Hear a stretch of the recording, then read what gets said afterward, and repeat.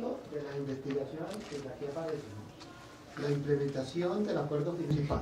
El título de la investigación que aquí aparece, ¿no? La implementación del acuerdo final de paz y los cambios en el sistema político colombiano. Un análisis de la normatización del punto 2. Apertura democrática para construir la paz. Este proyecto de investigación se aprobó y se inició en el año 2018. Es decir que ya estamos más allá, digamos, de la mitad del desarrollo, porque esto es una investigación a un año. Muy bien. Creo que algunos de los asistentes me conocen, otros pues no. Ahí aparece un breve resumen de mi hoja de vida académica.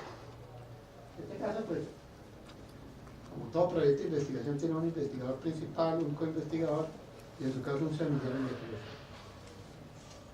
Y hay un investigador asociado, que es Gabriel García, abogado de esta universidad, especialista de esta universidad, y también tiene maestría en la Universidad de Barcelona. Y también es profesor e investigador. Muy bien. Digamos, vamos a empezar primero cuál es el contenido del acuerdo final de paz. Sí, por ahí. Digamos que este es el objeto prácticamente de la investigación. Vamos a ir desarrollando. El acuerdo final de paz está contenido en 6 temas. Y nosotros hemos seleccionado el punto 2, el tema político. ¿Ok? Ese va a ser, digamos, el eje principal. Y lo ubicamos, digamos, dentro de una línea de investigación que tiene la universidad, y en este caso es sobre acuerdo de paz y reforma política electoral. ¿Cierto? Y precisamente el grupo al cual pertenecemos, de manera genérica, aborda precisamente el tema central de la paz. Muy bien. Con relación, digamos, al problema, como lo vamos a explicar ahora de manera puntual, digamos, Colombia ha vivido, yo diría no uno, sino muchos conflictos internos, y en este caso, desafortunadamente, la mayoría de esos conflictos han tenido un carácter de conflicto armado. Vamos a ver por qué razón se dio la coyuntura y la posibilidad de una negociación, que vamos a ver que también ha habido muchos intentos, que finalmente llevó, en el caso de la principal guerrilla, a sentarse en la negociación con el gobierno nacional y finalmente llegar a un acuerdo, que se llama el acuerdo final.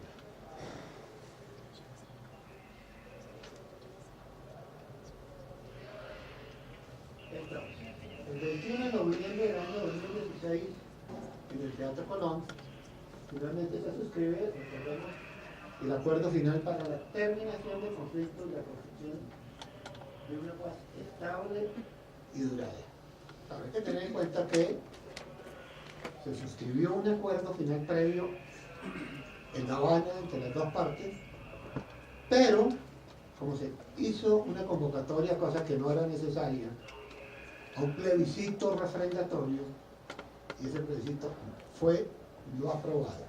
O sea, no ganó por unos menos de 50.000 votos. Fue necesario hacerle unos cambios, y hasta que finalmente, porque después del primero fue Cartagena de India, ¿no? Y finalmente vino este, ¿no? Pero como este conflicto de los últimos años tiene varios actores, es una cosa alcanzar una negociación con un grupo y no con los otros grupos que todavía están en Estados Unidos. Incluso en el caso del ELN, la agenda de negociación se llama Democracia para la Paz. Sin duda que toca temas en común, pero hay temas que son diferentes. Por ejemplo, voy a mencionar uno. Para el ELN, un elemento central en la negociación es la participación social y comunitaria. Si bien esto apareció en este acuerdo final, no es, digamos así, un tema central. Sin duda que ese marca, digamos, una diferencia, digamos, lógico de magnitud.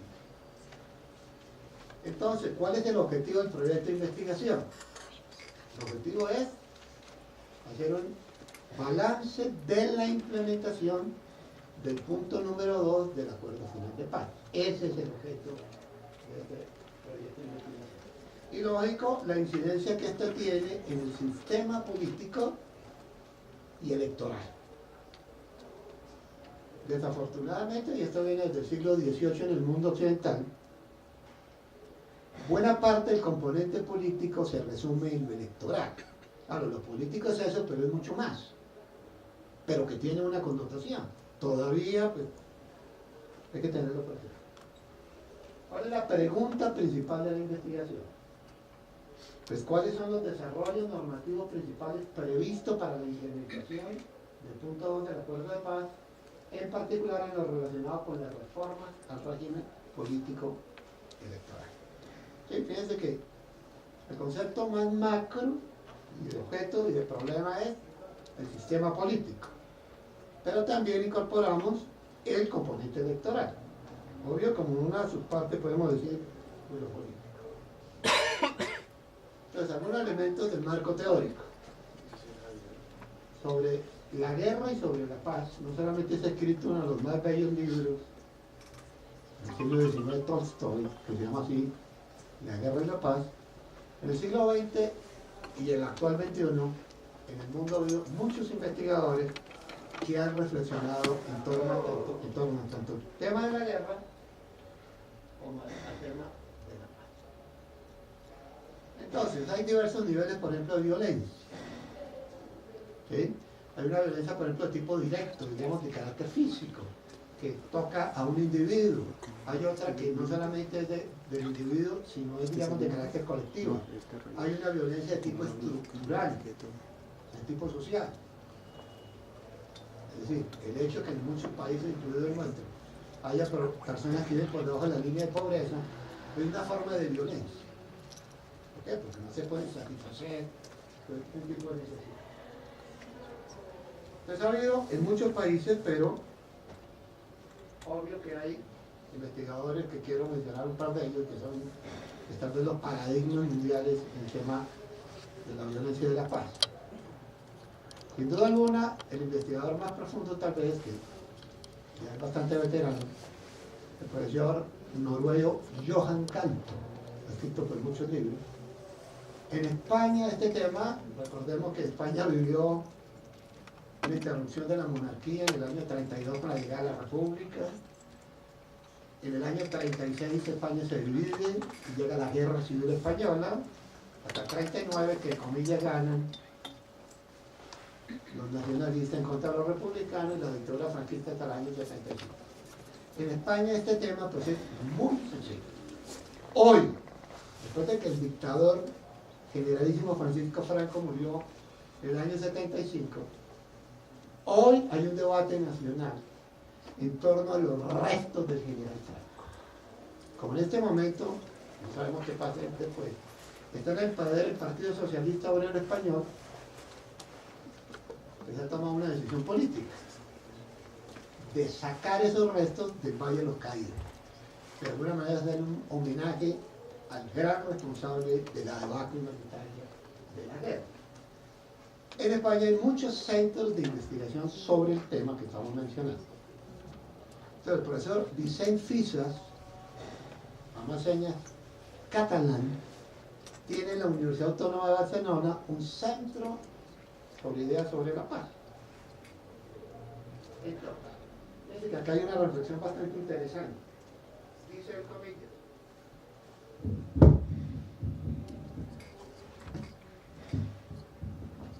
no es más que el punto de partida de una etapa decisiva en la que se verá si realmente el cese de la violencia es capaz de generar una nueva situación de paz positiva, entendida esta como prosperidad, armonía, desarrollo humano, crecimiento personal y justicia social. Hay muchas causas que genera la violencia. Para alcanzar la paz, vamos a ver que es necesario abordar esas y muchas otras. Claro, porque en última lo importante es el ser humano, porque el que en primer lugar se afecta por por un conflicto de tipo armado. Es más, ustedes pueden consultar las publicaciones que son periódicas de este Instituto de Paz de la Universidad Autónoma de Barcelona, dirigida por el profesor Fischer. Él hace todos los años, se escribe un anuario de los conflictos y hace una evaluación de cada uno de los conflictos. ¿Sí? Entonces, por ejemplo, cuando uno leía hasta el año 2015 el capítulo países del tercer mundo, pues, de América Latina, pues aparecía uno que se llama Colombia. Claro, ya cuando se suscribe el acuerdo final de paz, se hace una valoración del acuerdo de paz, pero se reitera la existencia también de otros actores armados, pero ya por lo menos uno que no aparece.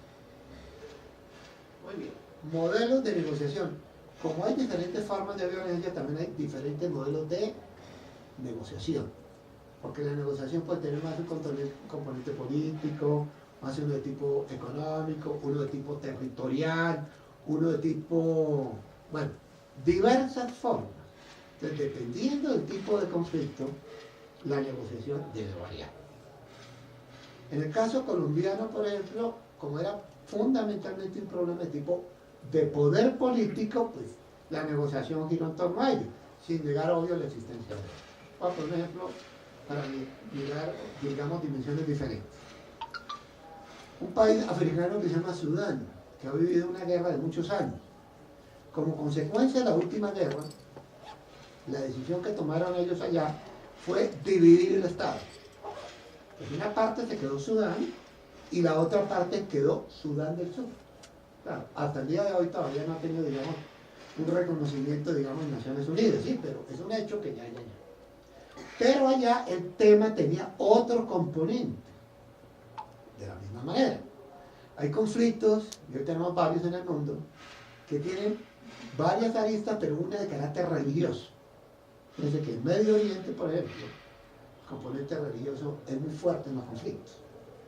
Tenemos el ejemplo de Siria, que Siria era un problema de una guerra, digamos, de carácter interno, pero hoy es un conflicto de carácter regional y eventualmente mundial. Hoy, Estados Unidos, Rusia y muchos países están ahí metidos en Siria. Es una situación de un conflicto que ya perdió, digamos, ese carácter interno.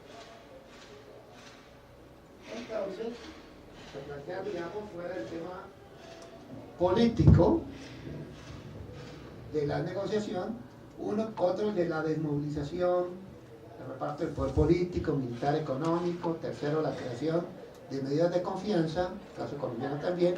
4, fórmulas de autogobierno. En el caso colombiano, este último realmente no tuvo mucha importancia, si bien, digamos, en la antigua FARC y hoy el ELN y otros, pues, han tenido unos poderes locales y en algunos casos regionales. Siempre el núcleo del conflicto es más de carácter político, ¿sí? No tanto, digamos, en el ámbito específicamente territorial. Voy a poner otro ejemplo internacional. Rusia, hace 2 décadas era la Unión Soviética. Rusia tiene muchos problemas por su conformación y diversidad de más de 100 pueblos. Entonces, por ejemplo, los chechenos buscan constituir un Estado. Claro, pero han tratado de conseguirlo con unos actos bastante complejos, ¿no? Recordemos hace unos años que había un acto cultural en un salón y llegó esa guerrilla chechena y la respuesta del gobierno ruso fue limitar el acceso a la alimentación, al agua, y envenenaron las fuentes de aire. Envenenaron. El ejército envenenó. Ahí cometió pues, sin duda un delito que podemos decir hoy de carácter internacional. Muy bien. Entonces, el acuerdo general para el fin del conflicto y la construcción de una paz estable, bueno, es más que verdadera, de decir duradera, ¿no? Realmente el acuerdo no solamente tiene una connotación, digamos, jurídica, de que dos partes suscriben un documento y plantean una serie de cambios. Si bien tiene una connotación jurídica, pues eso implica unos cambios en la vida real, en la distribución del poder político, en la apertura, en la participación de partidos y movimientos en el escenario político, garantías a la oposición, etc. Digamos, tal vez el objeto principal de este acuerdo que estamos mencionando, digamos, tuvo tres, bueno, en este caso cuatro objetivos principales en la dimensión. Uno, la modernización del campo, digamos que es el punto uno, ¿cierto? La atención al problema de los cultivos ilícitos. De 200.000 hectáreas tiene Colombia cultivadas en hoja de coca. Es un problema, tiene que ser un problema nacional, un problema mundial. Otro elemento clave son los derechos de las víctimas de esta cultura. Y las reformas para una mayor participación política. Este último, claro, es el que nosotros estamos abordando. Entonces, estos cuatro temas, como decía, el punto 2 es importante. Apertura democrática para construir la paz. Esa es una precisión que es la siguiente. Una cosa es suscribir un acuerdo y otra cosa es construir la paz. La construcción de la paz puede ser mucho más complejo que firmar un acuerdo. Que nadie se puede llevar la ilusión. En 2016 se firmó un acuerdo, pero algunos ilusos creyeron que habíamos llegado a la paz. No, para que haya paz tiene que ese acuerdo materializar. Es decir, si hemos tenido conflicto, ahora vamos a ver la permanencia del conflicto en Colombia, que vamos a insistir sobre todo desde la última etapa, pues obviamente que hay que atacar con unas medidas. El tema nuestro, pues lo político, pero luego tiene que ir acompañado por otros cambios en el campo rural, el manejo del narcotráfico, el tema de las víctimas, etc. Muy bien. ¿Qué implica este punto 2 sobre participación política? Te voy a mencionar algunos. Uno, derechos y garantías plenas para el ejercicio de la oposición. Desde la Constitución del año 91, en esta última etapa, quedó consagrada nuestra Carta Política, que el Congreso expedirá un estatuto de oposición. Y estaba como letra muerta hasta que se revive en el Acuerdo General de Paz. La necesidad que tengamos un estatuto. Sin duda alguna. Tal vez lo vamos a ver un poco más en concreto. Este punto es de los que podemos decir demostrar del Acuerdo Final de Paz. El Congreso el año anterior le pidió el estatuto de la oposición, que va a tener una serie de implicaciones. Dice que hasta ahora se acaba de estrenar con la llegada del nuevo gobierno nacional, y lo propio sucederá el próximo año en las autoridades regionales y locales. Los partidos y movimientos políticos tienen un año desde la posición del presidente, del gobernador, del alcalde, para tomar una decisión. Si van a ser un partido de gobierno, van a estar independientes o van a estar en la oposición. Y cada una de las posturas va a tener una serie de implicaciones. Porque si el partido, hasta ahora nacional, pero el próximo año también regional y local, X partido entra a la coalición de gobierno, por ejemplo, va a ser posible que acceda a cargos, a lo que llaman ahora es que mermelada, que solo llevamos 200 años con mermelada. Pero es posible si es partido de gobierno, ¿sí me entienden? Si es de independiente oposición, no lo puede hacer. Para que alguien que esté en la independencia o en la oposición y lo postulen, digamos, como ministro, como embajador, qué sé yo, tiene que renunciar con un año de anticipación para acceder al cargo. Eso tiene una connotación. El sistema de partidos de gobierno y partidos de oposición en Europa pues lleva siglos. Inglaterra, conservadores, igual que los nuestros, laboristas, digamos, liberales. O uno gobierna o el otro está en la oposición. Allá no hay punto medio. En España, si un miembro, por ejemplo, el Parlamento, y específicamente pensamos el Congreso de los Diputados, que acá sería parecido a la Cámara, se sale de la línea del partido y, por ejemplo, se pliega al gobierno, está en la obligación, lo que ya llaman, de entregar el acta de diputado. Porque allá las curules le pertenecen a los partidos.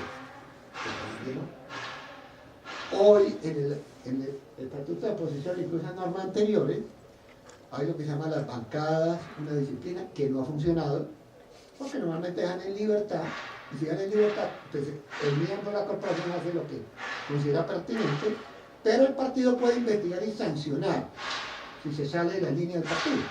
Le puede quitar hasta el voto o la voz en la corporación, pero no le puede quitar la curul, porque acá las curules son de los partidos.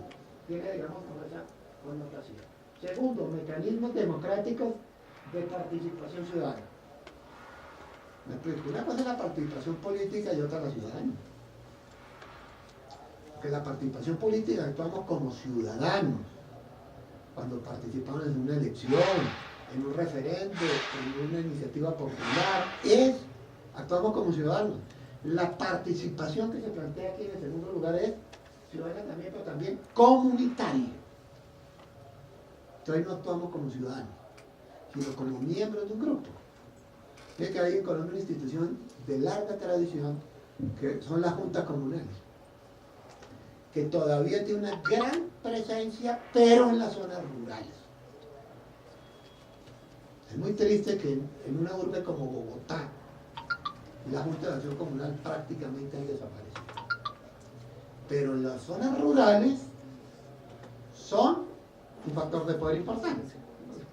Me recuerdo en la época de la negociación, un periodista le pregunta al presidente de la Junta de Acción Comunal de aquí, municipio del Caquetá, bueno, le hizo una pregunta y él dijo, no, es que nosotros como Junta de Acción Comunal hicimos esta bien, nos costó 2.000 millones. La Junta de Acción Comunal.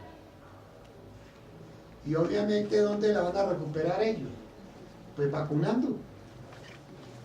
Porque esa hora le hicieron a ellos sin autorización antilicente, no. Pero lógico que los vehículos que pasaban por ahí, pues los vacunaban. Van a recuperar también papel verde. Tercero, medidas efectivas para promover una mayor participación en la política nacional, regional y local en una serie de condiciones. Un aspecto que quiero destacar, porque todo el acuerdo tiene varios ejes transversales, pero uno que es importante, el componente de género. Siempre en todos los puntos que eso hay que destacar. Muy bien. Entonces, ¿cuál es la metodología que presentamos en el proyecto de investigación? Pues básicamente la revisión de muchos libros, artículos, investigaciones de Colombia, de algunos países que han pasado por un proceso igual, y obviamente sistematización y el análisis documental, ¿no? Como todo proyecto de investigación. Sin duda, que hoy, pues no es lo mismo que hacer una investigación que hace 30 o más años. Antes uno tenía que ir a la biblioteca, no había otra forma, o a la librería. Hoy tenemos un sistema muy importante, que es el mundo virtual. Sin duda que es una ayuda pues, muy importante, ¿no? Sí, pero una cosa es tener el texto y otra interpretarla, que eso se trata una investigación. Y por lo tanto consultamos fuentes primarias y fuentes secundarias. Sí, cuando uno consulta un documento, por ejemplo el acuerdo de paz, es una fuente primaria, pero también una fuente de carácter secundario. Una investigación, un libro, un artículo que reflexiona sobre lo mismo. Muy bien, hay un concepto que es de la paz positiva. Hay varios autores que trabajan este tema, pero curiosamente uno de los más grandes, si no el más grande del siglo XX, del campo del derecho, pues mundial, como fue el profesor Norberto Bobbio. Él, curiosamente, además de sus libros tan importantes en filosofía del derecho, también hizo una reflexión sobre la paz. Y habló de la paz positiva y de la paz negativa. La paz negativa es la ausencia de conflicto. Pero la positivo es la construcción de la paz, de condiciones de vida digna para los ciudadanos, de acceder a unos beneficios del Estado. Esa es la paz positiva, esa es la que, por la que hay que luchar de alguna manera. Muy bien, este digamos es el proyecto, ahora sí me voy a centrar, digamos, en lo que se llama el informe de avance, a los que no han estado en, algunos de ustedes como estudiantes, en semillero, ¿sí? Que siempre los invito a que participen, no solamente por lo que significa el poder acceder a esto, sino que también desde octavo semestre les sirve como opción de grado, ¿no? Esos son, digamos, una